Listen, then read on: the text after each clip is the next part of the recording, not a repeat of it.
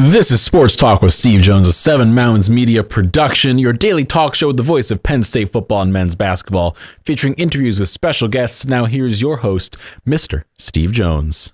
Kyle, welcome. What should we talk about today? What happened? I think there was maybe some transfers that happened in the second league of Spanish football. No. That could be fun to discuss. No. Did something else happen? So let's get to the draft. We were pretty close on this. We had said Derek Lively anywhere from 10 to 15. We had talked about the Mavericks.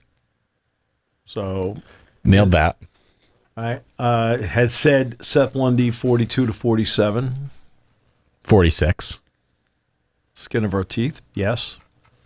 And then I didn't say this, but when I saw Denver, I think, well, because we had Tony on yesterday, when I saw Denver had made the trade and they had 3 picks, I thought one of them, and I thought it might be 37, but I thought Calvin might go for Jalen Pickett, with one of those picks. But I thought it would be the last one, not the middle one. Now he took Hunter Tyson. Hunter Tyson went 37 out of Clemson. Yeah, good outside shooter, because obviously I saw him play against Penn State. He played very well against Penn State. That he did. It was an interesting draft overall. It was an interesting draft. And then Andrew Funk signed with the Denver Nuggets. Now, he is signed to be on their Summer League team. The Nuggets have not used yet any of their 3 two-way options. So this Summer League situation could determine which 2 ways they go with. The NBA has expanded the number of 2 ways you're allowed to have from 2 to 3. It's in the new collective bargaining agreement. Which still, by the way, hasn't been signed. Right. But they're going by it. I mean, that's the framework for it. And if you recall, that's how Josh Reeves was in the league on a 2-way contract with the Dallas Mavericks. So each team's allowed 3. If you're wondering about Andrew with the Philadelphia 76ers, no. The Sixers have exhausted all 3 of their 2-way contracts. They've already done it. But Denver is not. And this will be a good situation for him to be out there as point guard in the Summer League. I think we'll know him pretty well. I don't think that's going to hurt. No. Since they know each other like the back of their respective hands.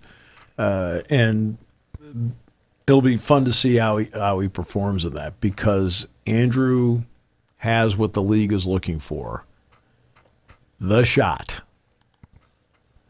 And he has the 3-point shot, and he has the range on the 3-point shot. I believe there was the one against Indiana where it was late in the shot clock, and he pulled up from, 32 feet maybe. And I think I said in the broadcast, I said, that was from the Willis Tower. Right. I'm up to date on all the Chicago architecture and names. Of course. But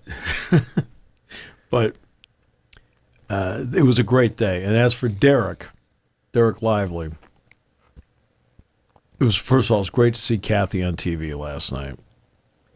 The emotion between mother and son, which was phenomenal. And, she's been there every step of this entire journey with him, all the way through. And now it's her dream realized that he gets to go to the NBA. It's not about money. It's just about realizing the dream. And I'm so thrilled. I'd run into Kathy, once in a while. When we're doing some of the talk shows at the field and so forth, she'd come over once in a while. And I'd always ask, hey, how's he doing? Is he doing all right? How's the adjustment? Because you just care. So what people have to understand is that when you know somebody, it's, how's he playing? No. Like, how's he doing? How's the adjustment? How's things been going? How's the school part of it? He was doing well with all of it. He had this opportunity to do it. He got in. Remember, the initial thought process was when he put his name in that he would be in the 20s, like 20 to 25, not back-end 20s, like 20 to 25. He ends up at 12 and technically 10. right? Because the Mavericks very much so could have taken him at 10. They traded back 2 spots and got rid of $20 million of Davis Bertans, which I think they'll take all day. Right, all day. And Oklahoma City wanted Wallace. So I mean, they wanted Wallace. So that's why the swap was made. So he ends up being a lottery pick. He will get paid by a lottery pick. He will be a very good NBA player. Very good. Seth Lundy is going to give Atlanta exactly what they need. They need another outside shooter. They need another option, and they also need a 3-and-D guy. He can hit the 3, he can play the 3, and he can play defense. And that was the one element when they were talking about him last night on the broadcast. They didn't bring up the defensive part because his strides defensively the last 2 years have been off the charts. And by being somebody that can shoot the 3 offensively while also being a wing defender, big, which is really valued, Quinn Snyder is going to like him very, very much. I think Michael Malone is going to love having an old school type of Jalen Brunson point guard to turn to in certain moments in the game where you're not going to have a drop-off when Jalen Pickett's in the game. Pickett is under the category of knows how to play, and he's had to work for everything in his life. Comes out of Rochester, has no offers. Goes to prep school, gets 3 offers. I think it was Canisius, Niagara, and obviously Siena. Takes Siena. Plays there for 3 years. Yeah. Plays there for 3 years. Had a 46-point game, by the way, against Quinnipiac. Oof, going to my hometown. Ouch. You deserved it. Makes sense. Kidding. I always do. Continue. Kidding. Didn't Quinnipiac win the national championship in hockey this year? Quinnipiac this year? Maybe. Yeah, they did.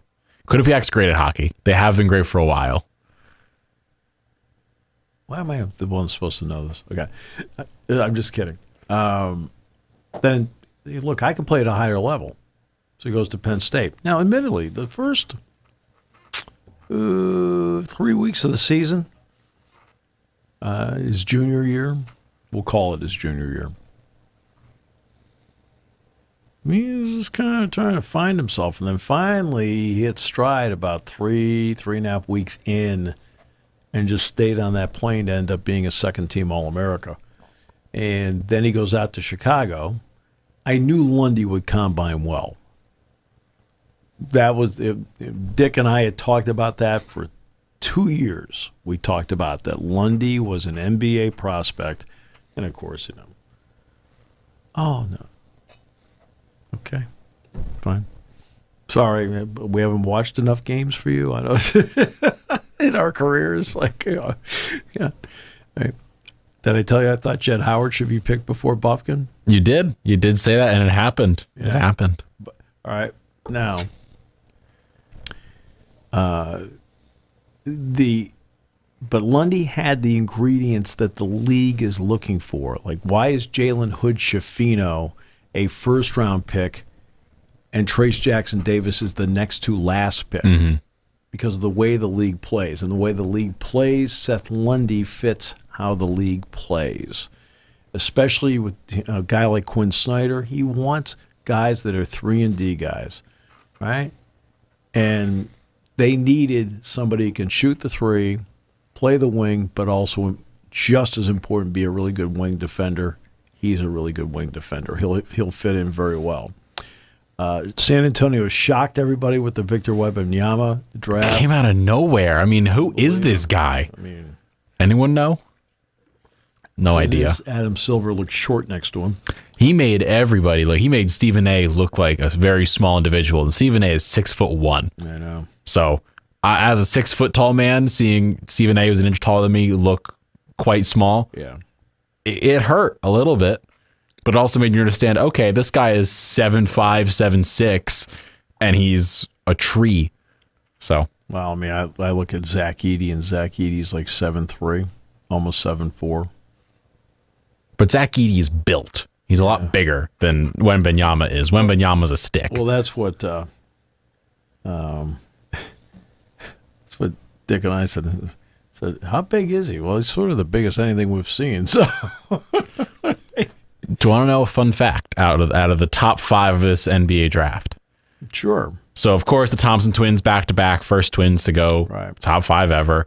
But the more fun one for me is this is the first draft since 2001 to have 4 out of the top 5 picks not attend college. Right. That Wembanyama came from France, the Thompson twins from Overtime Elite, Scoot Henderson, the G League Ignite, and then, of course, Miller was the one college player from Bama. Right. So it's interesting. I know we discussed it a while ago that people are coming and you don't have to take the path of going to college for the one and done. You can go somewhere else. You can come from abroad. You can go to the G League or the Elite, and it's paying off. I think that, as I've said many times, the difference between basketball and football is you have options. You can come out of high school. If you want to play in Australia, you can. If you want to play in New Zealand, you can. If you want to play in Europe, you can. Oh, and by the way, if you want to play in America, you can, because guess what? They have the G League. Now, Scoot Henderson's situation is better than the Thompson twins. Right? I mean, that team plays against really terrific competition. The Thompson twins do not. They don't. So it's going to be interesting. They are going to be a very interesting case study as to whether you draft somebody out of the G League like that early. Henderson will not be a case study for anything. You already know. We're going to if he doesn't do well, it's not going to be because of where he came from. It's going to be because he's playing next to an all-NBA Hall of Fame guard. Right. But if he doesn't do well, it's not going to be because, well, obviously those guys don't turn out. No, everybody knows you're playing against really good competition with G League Ignite, right? Mm-hmm. Right, you're playing, okay, so that's established, and he has established himself against that kind of competition. It's just going to be now, can he individually make the adjustment to the speed, the height, and everything that goes with the league? Can he make that adjustment? The Thompson twins are in a different spot. They don't play that kind of competition. Nope. So they are going to be a case study where you sit back and look and say, okay, how, are they just that good, or are they going to struggle because the competition wasn't great? You know what the competition was that Brandon Miller played against on a game-in and game-out basis.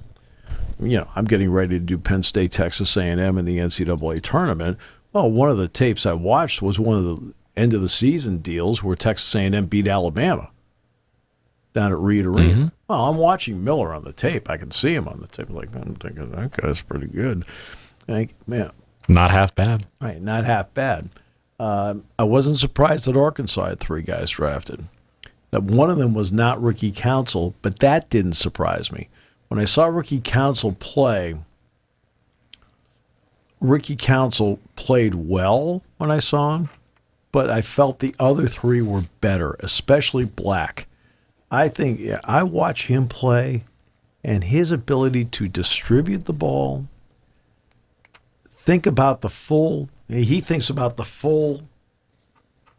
court. Right, court when he's looking there. And then if he thinks he's the best option because he looks at the other options and says, okay, I'm the best option, then he'll take the shot. And you watch him play as a defender. He is a really good defender. Now, the other guys they had, very athletic. I mean, one's not really a scorer, but is an athlete off the charts. Council ended up signing a 2-way deal with Philadelphia. This Arkansas team that beat Kansas, right? As I sat there courtside watching it, I wasn't surprised they had more draft picks than Kansas did. I mean, Grady Dick ended up being selected. He is, you want to talk about somebody that has a beautiful shot. You watch him elevate. You watch him get to the high point and snap it off with great rotation on the ball. He really is a good shooter. I was not surprised that Jalen Wilson went in the second round. Right? Because I look at him and I kind of saw like Lundy, him. Those are like older second round players, and that's where Jalen Wilson ended up going in this draft. But Arkansas had, believe it or not, Arkansas had more pros on their team than Kansas did, and Kansas was the number 1 seed. It was considered to be this big time upset. And you're watching the game play out, and Kansas has the home court. Remember, these people came up from Lawrence, from Kansas City. It's not that far to Des Moines. So they own the building. And I know Bill Self didn't coach it. I mean, I understand that. But as the game's playing out, Dick Girardi and I are sitting there, and I looked over at Dick. I said, I don't think people realize, like, at least on this particular day, who knows, they play a 7-game series, I don't know. But on this particular day, I said, that team's better. And Dick said, yeah. And the last 4 minutes of the game, Kansas completely stalled offensively. And a lot of these guys who were drafted are also all really good defenders. And it really showed. Kansas had little room to breathe because it turned out that in the second half of the game, we were at the foul line in terms of the broadcast location. Well, that's the end Kansas was trying to play offense on. And you're watching Arkansas lock these guys down, so I wasn't surprised. Scoot and Dame together. It's going to be an interesting duo. It has been talked about, and I think the consensus agrees, is that if they had traded away the 3rd overall pick, that would have been the worst decision they could have made. That's right. That I believe this is the end of Anthony Simons in Portland. I think that's a given because you've already got Shaedon Sharpe, who can play the 2 of 3. He's going to be there. You add in Scoot alongside Dame. You've got too many guards, too many cooks in the kitchen. Anthony's out. Yep. And this, I mean, it's a good time to discuss it. All of these different shooting guards that are these complete score-first players getting these big 4-year contracts, Anthony Simons, Tyler Hero, Jordan Poole, all of them are on the trading block before their first year begins in the deal. I know. All of them. I have not understood paying a guy when, like, let's go with Jordan Poole. Yeah. Jordan Poole is a awesome scorer. Yes, he's great. He's going to be able to shoot the ball 75 times with Tyus Jones alongside him. That's going to be really fun for him. And Tyus Jones is the kind of guard that puts the ball right in the shooting pocket. All right, he's got a nice touch, nice feel. I mean, he'll get good looks out of this, no doubt. But my problem is the Warriors paid him this crazy contract when him, Hero, like all these guys, they're all these great scorers, but they're not elite scorers like a Dame or a Steph are, where like they are a number 1 option. They're not number 1 option level. They're Jordan Clarkson level scorers. That's right. Which, no offense, Jordan Clarkson's a great player, but he's not. He's a really good player. He's a really good player. I reserve great for LeBron, and I think there's categories here. There's categories. Really good. Really good players, really great scorers. Right. But I mean, these are players, for example, that like you and me will have to pay to go into the Hall of Fame. But them getting this money and then immediately being traded just shows like if you're signing these guys, you have to understand like you're not signing them to be a championship team with him. Do you know what I equate it to? How often have you heard us talk about Major League Baseball and that one of the keys is to get relievers in the 6 to 8 inning range and how they're interchangeable because everybody's looking for the career or next best in your career year, and those are the successful teams? That's what's happening here. These guys are rotating around because I'm trying to find maybe a career year and a second really good year out of Tyler Hero. I'm trying to find a career year, maybe a second really good year out of Jordan Poole. I mean, they're the interchangeable parts of the league because people are trying to find something, and they feel like a change of scenery will help them find something. It doesn't mean Jordan Poole's not a good player. He is a very good player. He's a very good shooter. who probably needed to get out of Golden State because, I mean, he is no better than the third option, and with Wiggins there, he might be the fourth option on the floor. Tyler Hero, of course, banged up, but he still is going to be a guy that wouldn't be no better than the third option. It's going to be Jimmy Butler. It's going to be Bam Adebayo. Now, Adebayo may be on the move to Portland. We'll see. That would then change a lot of things. It's going to be a fun offseason. I mean, we'll discuss the Chris Paul stuff, I think, later. We'll stick to some draft stuff for now because I have 3 things I want to discuss with you. Well, I want to just add in one quick little item. It's about the Washington Wizards. By the way, I thought picking Trace Jackson Davis next to the last pick was really a terrific pick by them because look, it's the 57th pick. All right, let's get an older player that can play inside and do some things. I mean, that was good. Did you see the Ted Leonis, the owner of the team, who also owns the Mystics of the WNBA, the Monumental Sports Group, and the Washington Capitals? They're going to sell 5% of all of that to an interest from Qatar. So everyone understands the NBA has already anticipated sales such as these because you brought up obviously European football earlier. Oh yes. And there's a lot of, quote, Saudi money that is in the Premier League and so forth. I mean, that's just to get everybody knows. Well, the NBA has anticipated something like this, and they already had a rule in place where you're allowed to buy up to 20% if you are a foreign interest. Well, this is 5%. And people, I can't believe what? It's 5%. It also, I think this is the first move either Qatari-based investment group or Saudi Arabia has invested in U.S. sports. This is the first one to happen. That's right. And I think that's why it's significant. It is significant, and I think it is also beneficial that this system is built this way in the U.S., not just because of the 20%, but because of the salary cap and the hard caps and all those things. Because in soccer, like, you can go pay exorbitant transfer fees and budgets that are out the yin-yang, and there is no cap. It's kind of just, you can't exceed what you're letting out. You can't overdo that, or people get involved. Like FFP, financial fair play, gets involved. But luckily in the U.S., with hard caps, salary caps, there's limits to it. But there is so much money that ownerships now need in professional sports. That's why they're looking to find what avenue is available to get that money. I mean, ask yourself why Josh Harris owns the Philadelphia 76ers, owns the New Jersey Devils, and now is going to be the lead owner for the Washington Commanders. Well, because he's one of the few people out there that has the capital to do it. And there's actually now a closed circle, or at least a circle that's getting closed, of the number of people that actually are available to own. There's less and less. A lot of these teams also, it's like big groups that buy together. I mean, the Glazer family. Oh, you can complain all you want. He owns Man U. He owns Manchester United. You can complain all you want about that. You can complain all about him owning the Tampa Bay Bucks, whatever.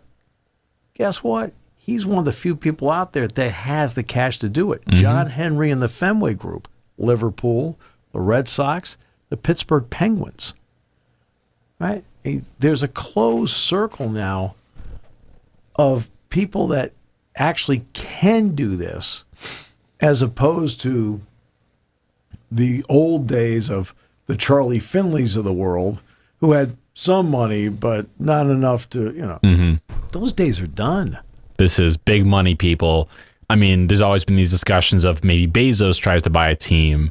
It hasn't, of course, happened yet, but at some point it might happen. And when it does, that's going to be a real fun one, I think, for whatever league he gets involved in. At the end of the day, I thought the Commanders looked like it was, who knows? Now, he also owns the Washington Post. All right. But then again, John Henry is the New York Times and Boston Globe, so I don't know. But it's fun. But I do want to ask about... I want to at least mention that because people would have asked about it. There are 3, I think, weird things that happen in the draft. I think, number 1, I want to talk Cam Whitmore, because There's all these discussions of players doing poorly in combines and doing poorly with their interviews. Sure. And so often it doesn't really impact them a crazy amount. Right. It was projected before the draft that Whitmore would go 5 to the Rockets. Sure. And then they took Amin Thompson 4. Yeah. And then ended up getting him 20. Right. So what is your feel as someone who at least knows more than I do about any of this? Well, in let's take history. Okay. Why was Dan Marino taken 26, 27? Why was Thurman Thomas a second-round pick? You know, and they had all the great shots of Marino's dropping. Aaron Rodgers is dropping. There he is in the green room, dropping. Thurman Thomas sitting at home. Oh, it's how the agony, and finally in the second round. Yeah. And when you look at all three of them, what do they have in common? Do not know. All Hall of Famers. Mm-hmm. Right? Okay. He fell to what, 20? Fell to 20. Fine. It's a temporary blow. Get over it. Go play. You're a first-round pick. You have a chance now to make the league and make an impact in the league. That stuff happens. Some of it happens because maybe somebody wasn't enamored with your workout. It may happen because somebody's not enamored with how you handled your interview. Sometimes it happens because, you know what, I need a different position than you. Okay. What does that mean, having a bad interview? This is something that so many people don't understand, that when you go into this draft process, these teams work you out and you talk to them. They interview you. Yeah. How does that work, and why does it have such an impact like it clearly at least did partly for Cam Whitmore? Part of it may depend on the questions they asked him. I don't know. I don't really know much about his background. I mean, I know he's at Villanova. I know that Jay recruited him, right? He played for Kyle Neptune, all right, you know. So, I mean, that part's fine. Played in the Big East against great competition. That part's fine. Last I checked, UConn's only losses were to Big East teams. so the competition must be pretty good because UConn was undefeated in the I mean, ask yourself, why is Sonogo not picked? Sonogo's a free agent. Mm-hmm. Why is he not picked? Well, he doesn't fit the league, okay? But he also can't earn any NIL money because he's a foreign-born player. Crazy. Right? So there are a lot of circumstances that come in. You know, who knows? You can walk into the interview with some attitude, and they don't like the attitude. You may go into the interview and just really not know how to answer certain questions. I don't know. I'd have to actually sit there and go, okay. And sometimes some of this stuff is floated just so everybody has an out as to why they did it. Well, he didn't work out well. All right. That's, I wasn't there. I guess I'll take your word for it. He didn't interview well. Well, I wasn't there, so I guess I'll take your word for it. Right? Mm-hmm. Hey, we weren't there. You're right. And sometimes you wonder with certain teams, why is he dropping? It's like, and they had somebody else in mind. Instead of saying they had somebody else in mind, well, he didn't interview well. Well, that is a gray area as to an excuse. Who knows what that means? It's a weird thing that is, I guess, a big part of this. But he's been picked. Mm-hmm. He's in. Jokic was a second-round pick. Draymond Green was a second-round pick. Okay. He's in. And where do you go, the Rockets? And to the Rockets, 20th. He'll be a star on that team. Yeah. That team is whatever. That team will be discussed another time. But my second thing I want to talk about is I saw this last night when this started happening. It was from Shams Charania, tweeted this out, that Clutch Sports CEO Rich Paul has begun calling teams in the second round and requested them to not take client Chris Livingston out of Kentucky. It is believed Livingston has a set draft spot in the second round. And then it came out that he ended up going as the last pick, 58, to the Milwaukee Bucks. Talked to Mike DeCourcy about this yesterday. Go ahead. I just am wondering what what are your feelings on something like this happening? I don't... That he fell that far? Not that he fell that far, but that Rich Paul, his agent was like, no one else take him. Just don't do it. Like the agent being like, he's guaranteed a spot, but it's the last, like, I don't know. It seems really weird to me that this would happen. No, this is a case where, and I did talk to Mike DeCourcy about Livingston yesterday. And as the season went, it became more and more obvious that he should not put his name in. Right? And for whatever reason, he put his name in. Now, does he have the athleticism, quote, the basketball tools? Yeah, but it has not translated into performance. And he's playing in the SEC, so that's really good competition. He's playing for a coach in John Calipari who understands not just the college game, but has coached at the pro level as well. And he still put his name in. Well, whomever advised him, Rich Paul, didn't give him good advice. And I think what they were, by floating don't draft him, they were hoping he could be a free agent to sign wherever he wanted, and they felt they would have more leverage with that. And I don't think he had a lot of leverage. And he ended up getting picked 58th. Right? So he's going to get his shot at it. But as the season went, it became more and more apparent in watching him that a second season would not have hurt him on the college level. And he would have earned NIL money on the college level. I understand the pride of wanting to be in the NBA. I understand the goal of wanting to be in the NBA. I understand the whole world told him coming out of high school, you're going to be a one and done and go to the NBA. But there has to be a point where you look around and say, it's a little tougher path than I thought. He does some things really, really well, but not consistently enough.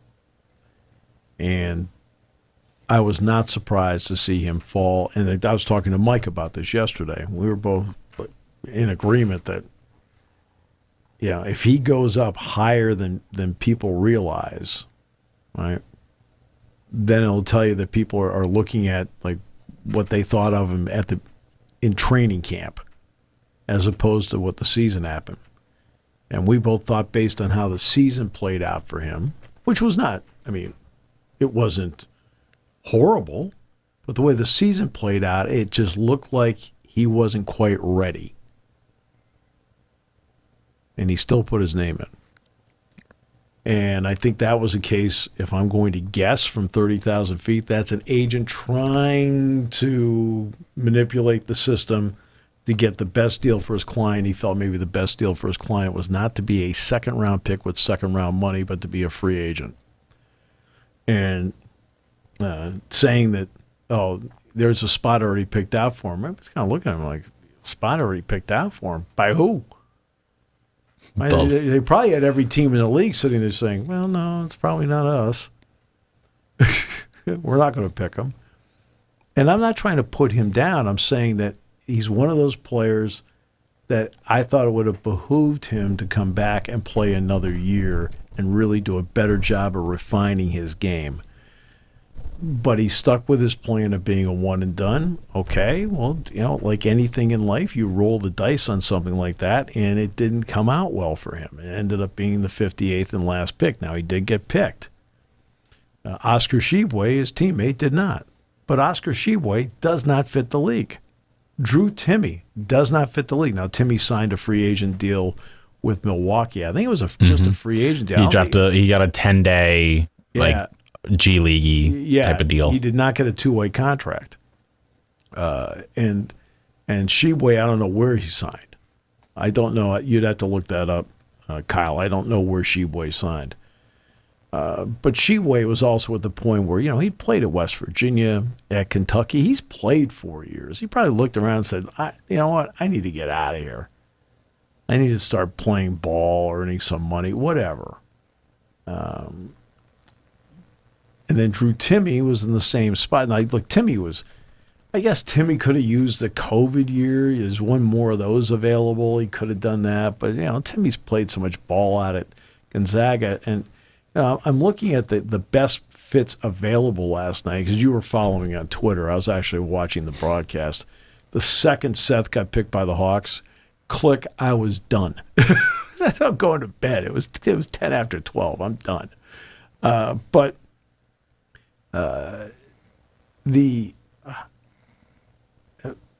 Again, it's how the games translate.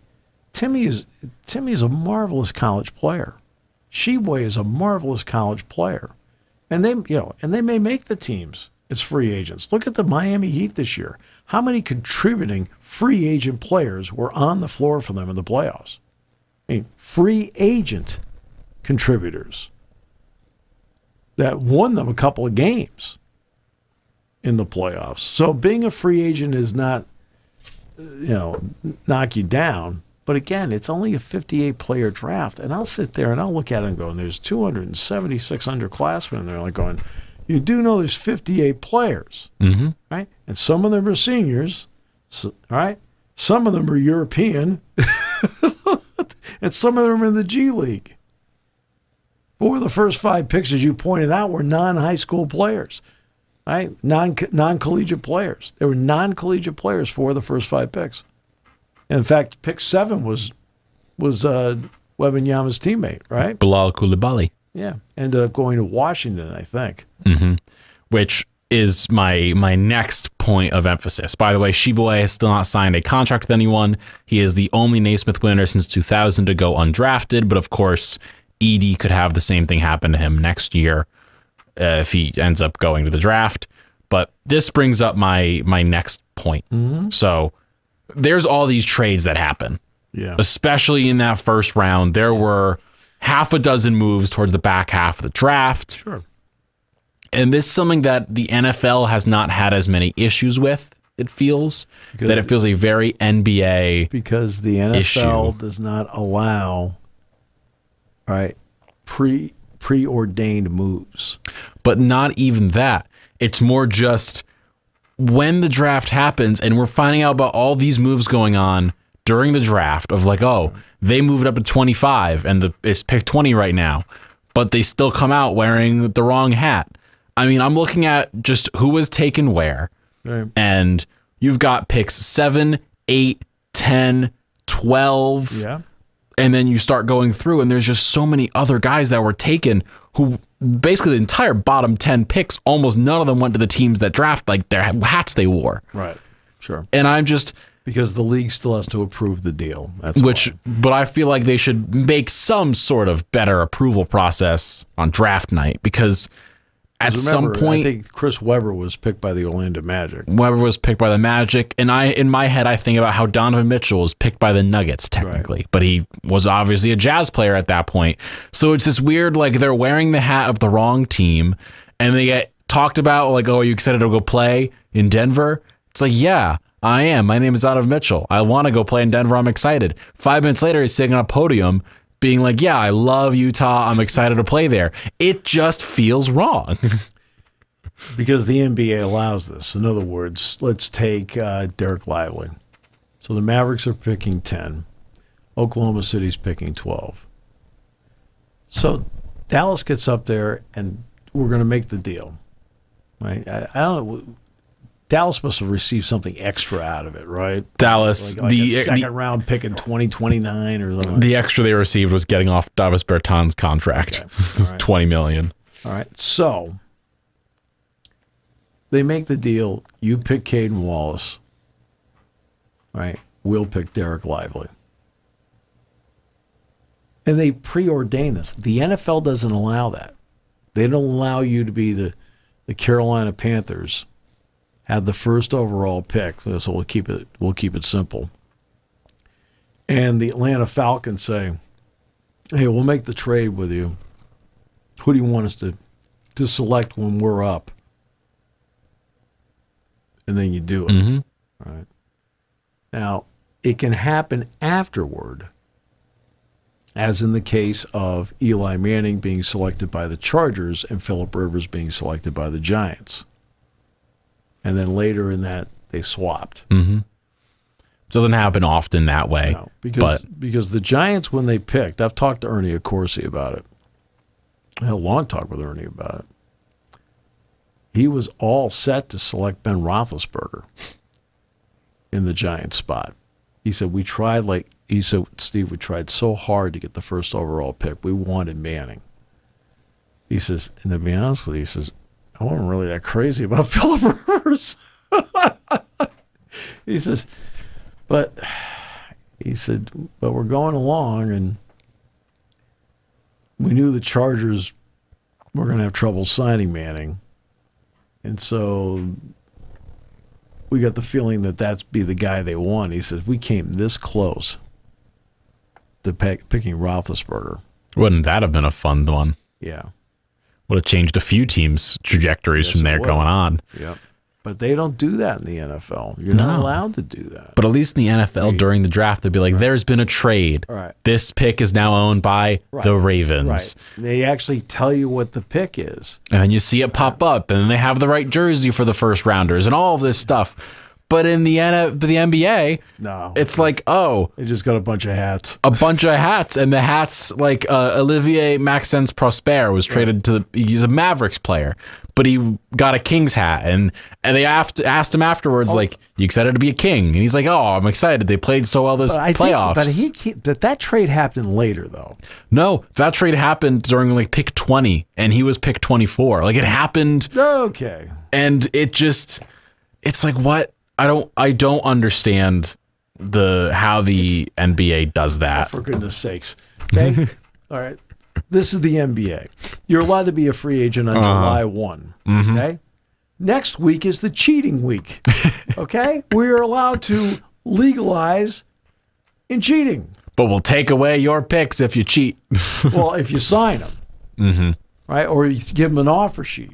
But you're allowed to sit there and work out deals, and then at 12:01 on July 1, boom, everybody's moved. My favorite thing ever was, I believe it was the summer of 2018 or 19. I was sitting in the car driving back from New York. I was sitting on 15, everyone's favorite highway in Connecticut. Oh boy! Sitting there, the Wilbur Cross Parkway. Wilbur Cross, the Hutch, sitting on 15. Yep. Windows down, about 4:59, and then 5 o'clock hits.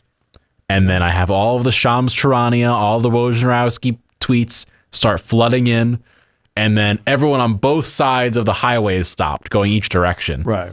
And this is the year that KD and Kyrie became Nets. Right. And so I'm sitting there quite close to the New York border on 15. And you could just hear shouts all along the highway because everyone's just windows down. It's like 85 degrees. Right. You just hear lots of words being shouted by fans that are both Knicks fans and Nets fans. Expletives, cheers of joy. And everyone's just, and then at the end of the year, it comes out like, oh yeah, some teams might get fined or penalized for these contracts. It's like, there's no way Adrian Wojnarowski can type 30 different tweets up to send in the span of 10 seconds. No. He had them and then just hit send on every single one. That's right. It's like, oh, that's so weird.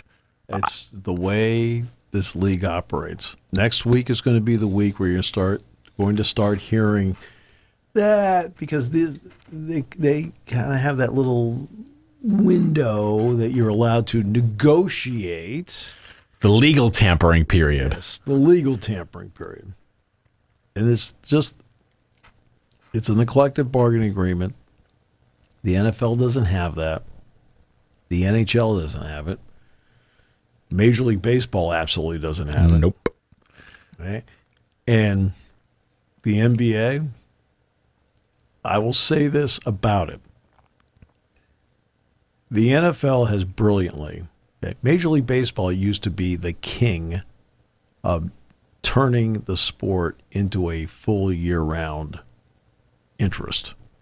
You know, World Series ends, the hot stove league starts, spring training, the winter meetings. Ooh. But then the NFL took the cycle all the way through.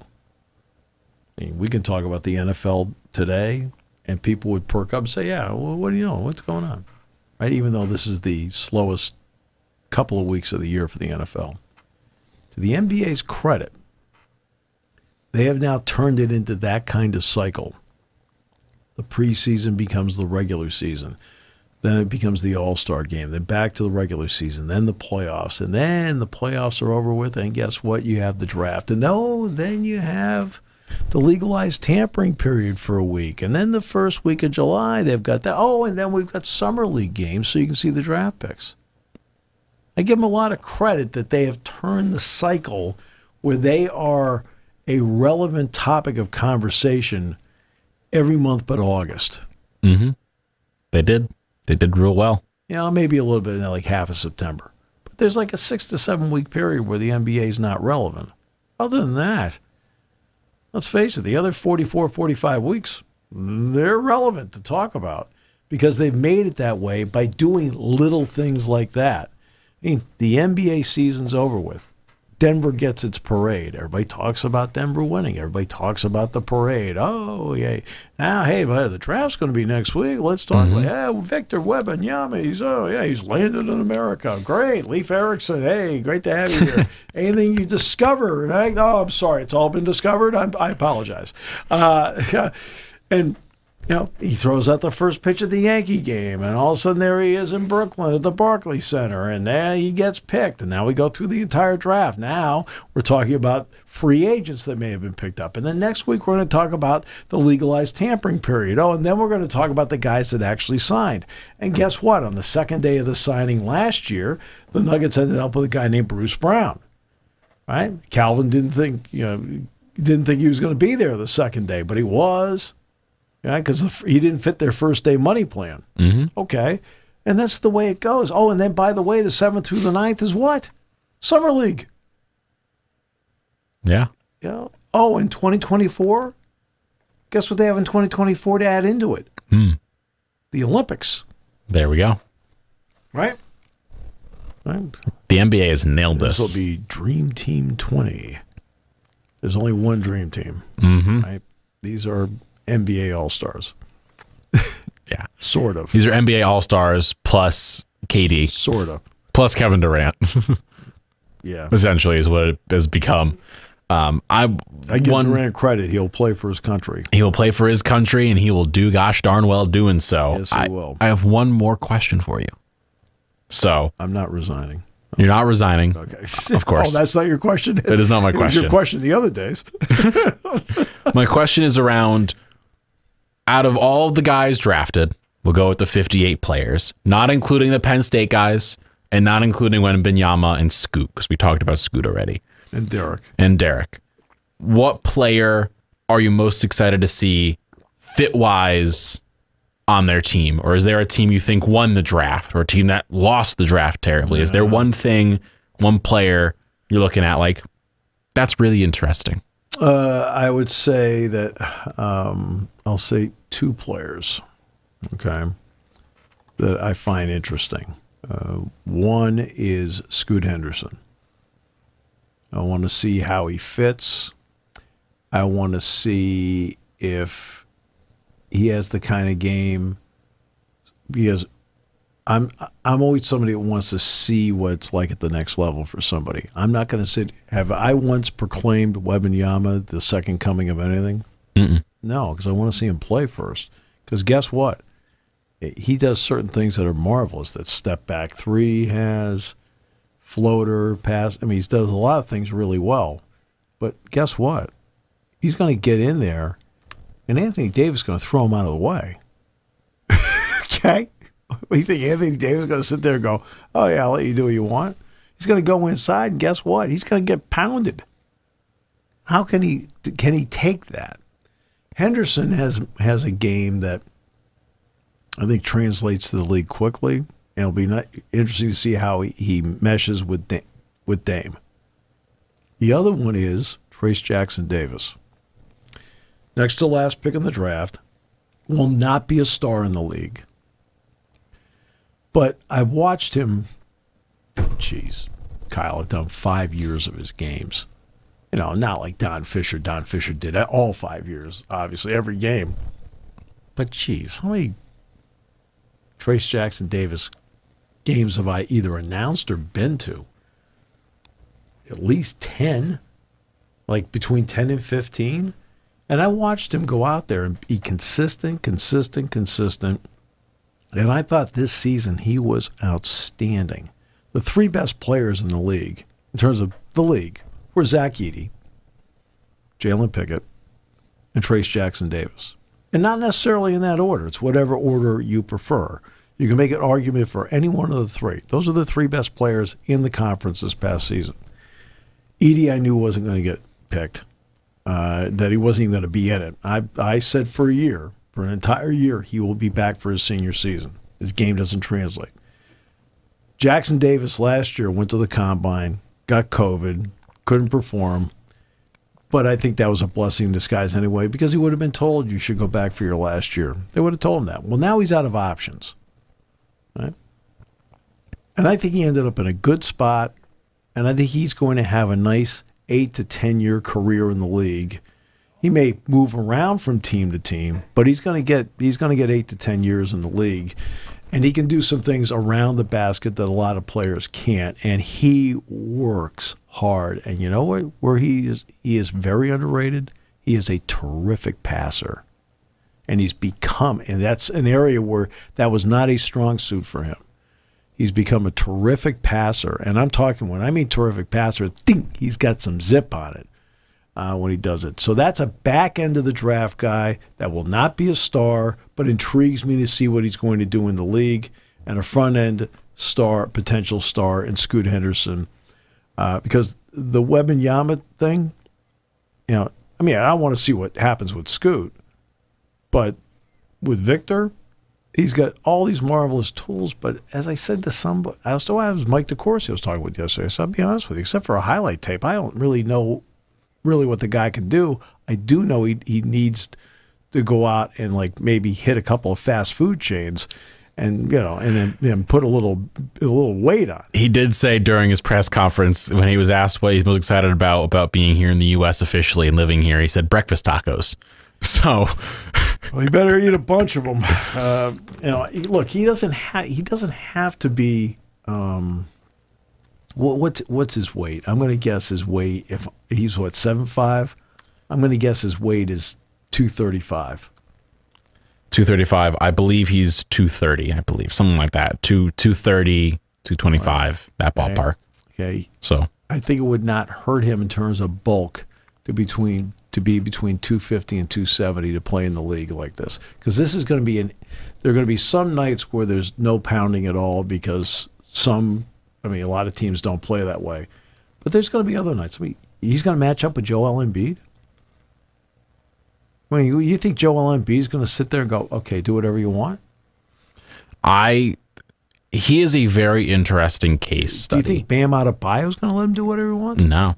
It's just going to be a very interesting case study because I know it was compared and talked about last night that Rudy Gobert played in the exact same league that Wembanyama did. Yep. Wemby got 50 extra blocks in 2 extra games. Yep. Oh, so no, he's 7'5". 7'5", but defensively just Rudy Gobert's nickname is the Stifle Tower. If he's a Stifle Tower, then Wembanyama's that with capital S and T. He is dynamite. So I wonder because he said he doesn't want to play center, could you put a Steven Adams alongside him?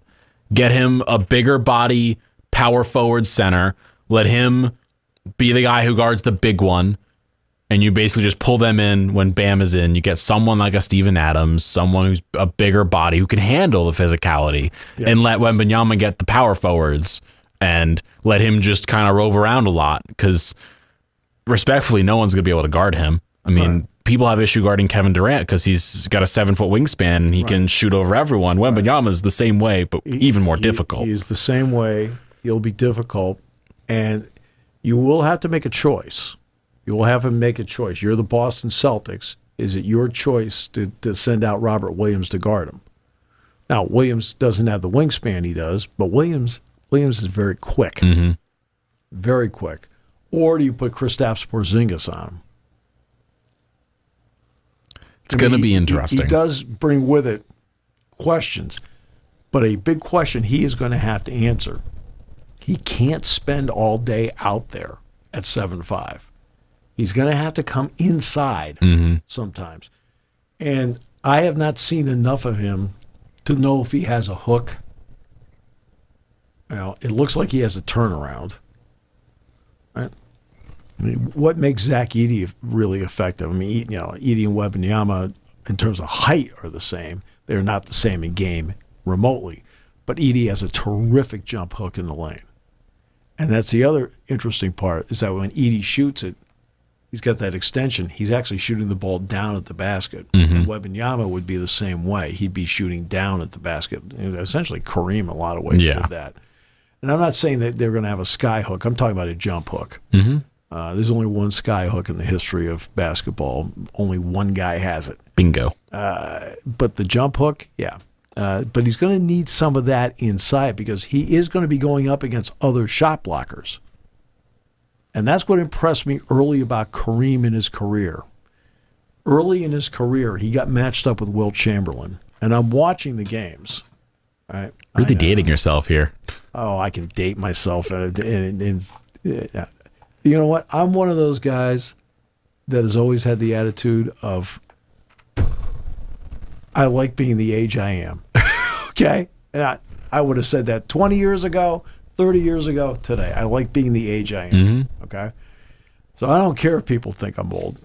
Doesn't matter. But I can give perspective. And that's when I knew Jabbar was going to be in great shape. Because, did Wilt beat him a few times? Sure. And did Jabbar win his fair share? Yep. And I looked over and I said, this kid's going to be fine in the league.